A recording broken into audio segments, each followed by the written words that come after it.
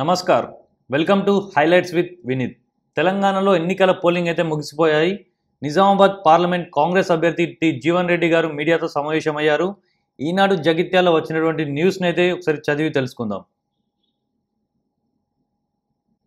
విలేకరులతో మాట్లాడుతున్న కాంగ్రెస్ ఎంపీ అభ్యర్థి జీవన్ రెడ్డి.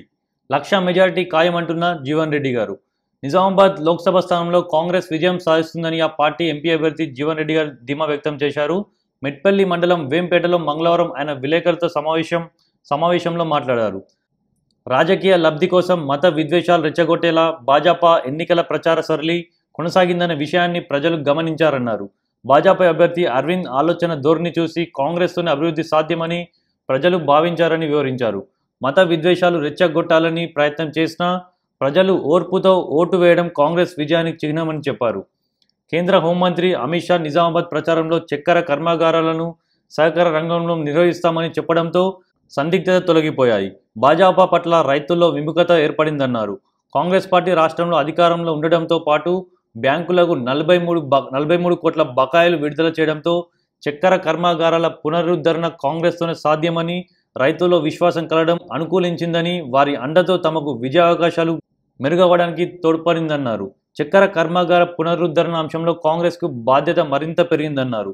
శాసనసభ ఎన్నికల్లో బారస చితికిల పడిపోవడంతో కాంగ్రెస్పై వారికి ఈర్ష్య పెరిగిందని, దీంతో వారు భాజపా గెలుపునకు సహకరించే ప్రయత్నం చేశారని, ఇది రాజకీయ కుట్రగా అభివర్ణించారు.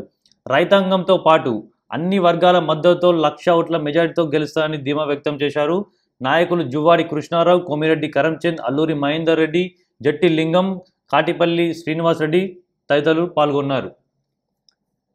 సర్వేలు అయితే అన్ని అరవింద్ ధర్మపురి గారికి విజయ అవకాశాలు ఎక్కువగా ఉన్నాయని అయితే చెప్తున్నాయి.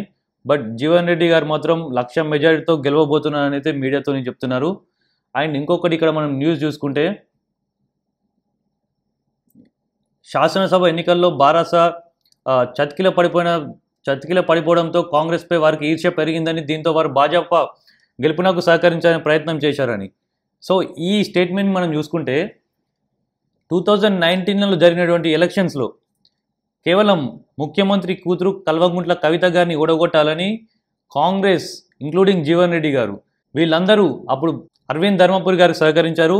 జీవన్ రెడ్డి గారు ఏదో మీటింగ్లోనూ సంథింగ్ ఏదో ర్యాలీలో కూడా చెప్పినారు, 2019లో సీనన్న కొడుకు అని చెప్పి గెలిపించడం జరిగింది అనే ఒక వాక్యాలు కూడా జీవన్ రెడ్డి గారి నోటి నుంచి అయితే మనం విన్నాం. ఆనాడు 2019లో సీనన్న కొడుకు అని చెప్పని రాజకీయాలకు అతీతంగా గెలిపించడం జరిగింది.